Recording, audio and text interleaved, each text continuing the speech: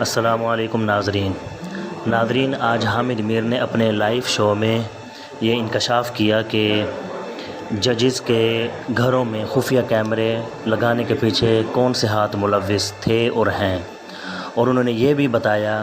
کہ 2 سال سے ججز کو کون پریشرائز کر رہا تھا مختلف فیصلے کروانے پر۔ آئیے سنتے ہیں۔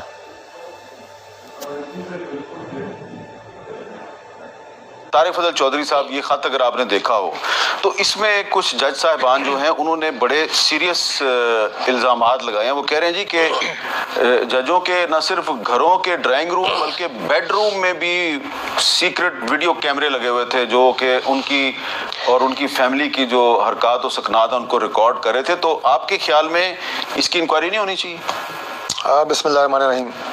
میر صاحب، جو آخری بات آپ نے کی ہے اور جو اس خط میں تحریر کیا گیا، چند واقعات جن کا آپ نے 1-2 کا ذکر کیا، یقیناً وہ قابل قبول نہیں ہے۔ وہ کسی عام شہری کے حوالے سے بھی اگر ہو تب بھی یہ قابل قبول نہیں ہے، اور اگر آنریبل ججز کسی کورٹ کے ان کے حوالے سے اگر انہوں نے یہ شکایت کی ہے تو بالکل اس کی انکوائری ہونی چاہیے، اس میں کوئی دو رائے نہیں ہے۔ اور خاص طور پہ جو موضوع آج کا آپ کے پروگرام کا ہے اور آپ نے سوال کیا ہے ریاست صاحب سے بھی اور جسٹس صدیقی صاحب سے بھی، دیکھیے یہ ایک بڑا سینسٹیو معاملہ ہے، اور یہ جس فورم کے اوپر اٹھایا گیا ہے ظاہر ہے اس سے اونٹ نے کسی نہ کسی کروٹ تو بیٹھنا ہے۔ اور آج بھی سپریم کورٹ نے جو ایک اعلیٰ سطحی اجلاس جو ہے وہ اپنا فل کورٹ پہ مشتمل چیف جسٹس صاحب نے بلایا ہے۔ چند چیزیں اس کے اوپر جو ہے وہ جو میری نظر میں آئی ہیں وہ یہ ہیں کہ ایک تو جو سپریم جوڈیشل کونسل ہے وہ عدلیہ کے محاسبے کا فورم ہے، وہ ایجنسیز کے محاسبے کا فورم نہیں ہے۔ تو پہلی تو میں بحیثیت ایک سیاست کے طالب علم کی یہ سمجھنے سے قاصر ہوں کہ اس فورم کے اوپر جو عدلیہ اور سپریم جوڈیشل کونسل سے مطالبہ کیا گیا ہے ایجنسیز کی انوالومنٹ کا، اس کا کیا شکل ہوگی۔ دوسری بات یہ ہے کہ اس سے پہلے چیف جسٹس عمر عطا بندیال صاحب کو بھی شکایت کی گئی، اس وقت جو ہے جسٹس قاضی فائزی صاحب بھی موجود تھے، پھر جو ہائی کورٹ کے چیف جسٹس صاحب ہیں انہیں بھی کی گئی۔ اگر اس میں اتنی سنجیدگی اور وزن تھا اسے پہلے کیوں نظر انداز کیا گیا؟ نہیں، پہلے نظر انداز نہیں کیا گیا کیونکہ یہ جو خطوط ہیں، پہلا خط جو ہے وہ 10 مئی 2023 کو لکھا گیا، یہ بھی خط میرے پاس موجود ہے۔ پھر اس کے بعد 12 فروری 2024 کو خط لکھا گیا، اور پھر تیسرا خط 25 مارچ 2024 کو لکھا گیا۔ نہیں، وہ جو آپ نے پہلے کہا نا 2023 کو لکھا گیا، ہاں، میری کنٹینشن یہ ہے کہ اس وقت بھی اس کو ٹیک اپ کرنا چاہیے تھا۔ اگر ان الزامات میں سنجیدگی تھی اور وزن تھا اس وقت انہیں کیوں نظر انداز کیا گیا؟ میں یہ سوال کرتا ہوں۔ اچھا، یعنی کہ اعلیٰ جو ججز ہیں اس وقت کے جو چیف جسٹس تھے عمر عطا بندیال صاحب، اگر اس میں وزن تھا ان کو چاہیے تھا کہ اس کو، اور حقیقت تھی تو اس وقت انہیں ٹیک اپ کرنا چاہیے تھا، جس کا لگتا یہ ہے کہ اس وقت شاید یہ الزامات شمولیت کے نہیں تھے۔ اگر وہ ٹیک اپ کرتے تو پھر شوکت عزیز صدیقی صاحب جو ہیں وہ صحیح ثابت ہو جاتے۔ میں تو اپنا ایک آپ کو سوال کی ہے، باقی بات یہ ہے جی میر صاحب، ایک تھوڑا سا اس سے ہٹ کے میں اور آگے بات کروں گا، وہ یہ ہے کہ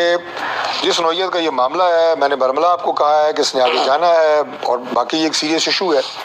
لیکن مسئلہ یہ ہوتا ہے کہ اس معاملے کی سنجیدگی اور حساسیت ایک طرف رہ جاتی ہے، اور اس کے بعد جو سوشل میڈیا کے اوپر سینسلائزیشن پیدا ہو جاتی ہے اور جو سنسنی اور اس کے بعد جو ایک طوفان برپا ہوتا ہے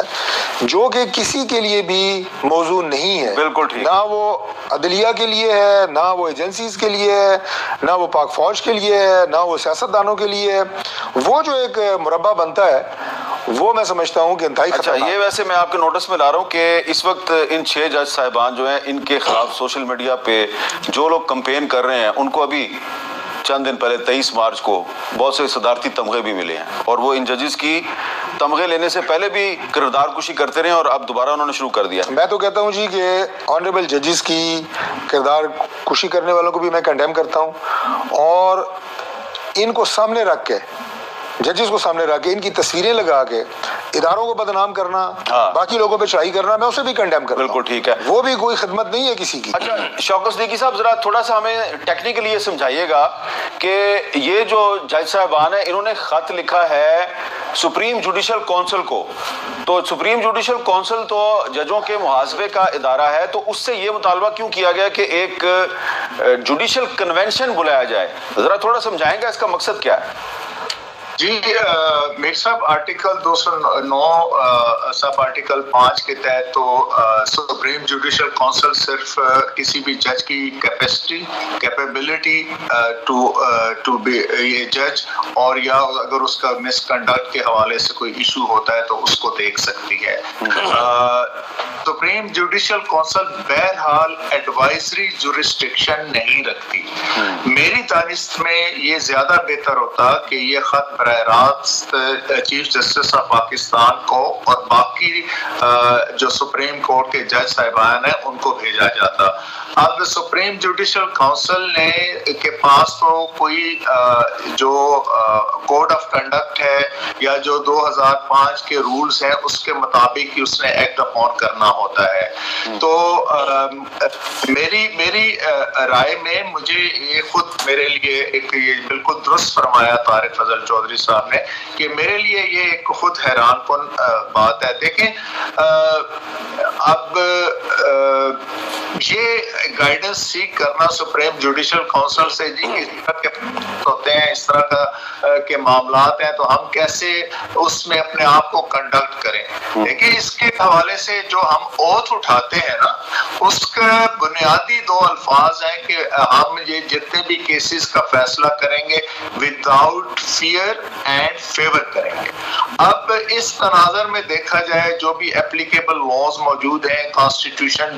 کی جو لمٹس پرووائڈ کرتی ہیں اس کے مطابق کوئی بھی جج جو ہے وہ خود بہتر پوزیشن میں ہوتا ہے کسی بھی سچویشن کو ڈیل کرنے کے لیے. میں یہ سمجھتا ہوں کہ سپریم جوڈیشل کونسل میں اس معاملے کو بھیج کر جو ہے اس کو کا اسکوپ جو ہے وہ نیرو کیا گیا ہے سم ہاؤ. اب یہ معاملہ بہرحال چیف جسٹس آف پاکستان کے نوٹس میں آ گیا ہے. ہو سکتا ہے اس پر فل کورٹ بیٹھ جائے to examine the veracity of the allegations and other material. اچھا ریاست صاحب یہ بتائیں کہ یہ جوڈیشل کونسل کو کیوں ایڈریس کیا گیا خط میں اور سپریم کورٹ کے چیف جسٹس کو کیوں نہیں کیا گیا؟ ہاں یہ اب چونکہ خط ججز صاحبان نے لکھا ہے یہ تو وہ بہتر سمجھتے ہیں لیکن جیسے صدیقی صاحب نے فرمایا میں بالکل ان سے ایگری کرتا ہوں کہ اس کے اندر تو 209 جو آرٹیکل ہے اور سب آرٹیکل 5 ہے اس میں تو صرف یہ ہے کہ جی مس کنڈکٹ ہے یا فزیکلی مینٹلی کوئی کیپیبلٹی کے حوالے سے کوئی ایسا ہے تو اس کے لیے وہ اس کو جج کر سکتی ہے. بالکل یہ ٹھیک فرمایا ہے صدیقی صاحب نے کہ اگر چیف جسٹس آف پاکستان کو یہ لکھتے تو اس کا سکوپ ذرا وائڈر ہوتا اور اس میں ایک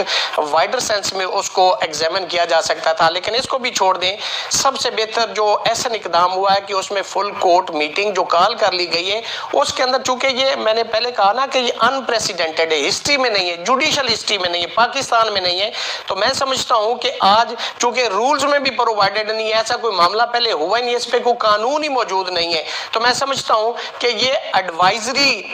جو جورسڈکشن ہے سپریم کورٹ آف پاکستان کی تو میں سمجھتا ہوں کہ اس کے اندر کسی نہ کسی جگہ پہ فٹ ہوتا ہے. اور ایک میں آپ کی بات کاٹ رہا ہوں کہ یہ جو 10 مئی 2023 کو لکھا گیا خط ہے ٹھیک ہے پچھلے سال لکھا گیا خط ہے 10 مئی کو لکھا گیا.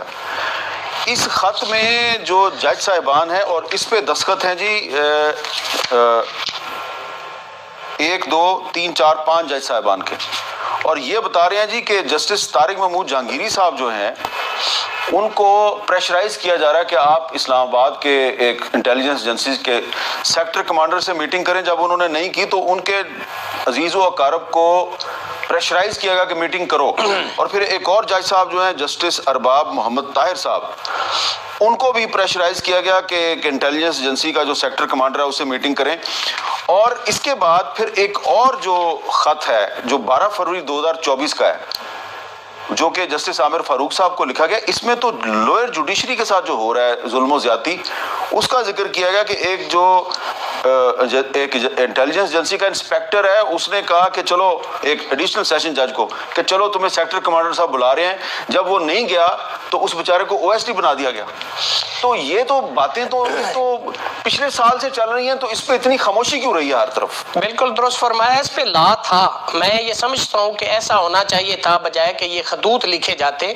جو کنٹیمپٹ آف کورٹ آرڈیننس 2003 ہے اور جو آرٹیکل 204 ہے کانسٹیٹیوشن آف 1970 93 का, उसके तहत तो इस कोर्ट के पास अख्तियारात थे कि वो कंटेम्प्ट प्रोसीडिंग इनिशिएट कर सकते थे और करनी चाहिए थी। मैं नहीं समझता कि इसके पीछे क्यों मसलियत थी और क्या मसलियत थी। हालात ऐसे नहीं थे या मुल्क के अंदर चूंकि जैसे कॉन्स्टिट्यूशन एक किस्म का प्रैक्टिकली तो वो एग्जिस्ट करता था, लेकिन देखने में नजर आता था, लेकिन वो एज इट इज वो एप्लीकेबल नहीं था। लगता था कि जैसे एब्रोगेट हो गया। फंडामेंटल राइट जो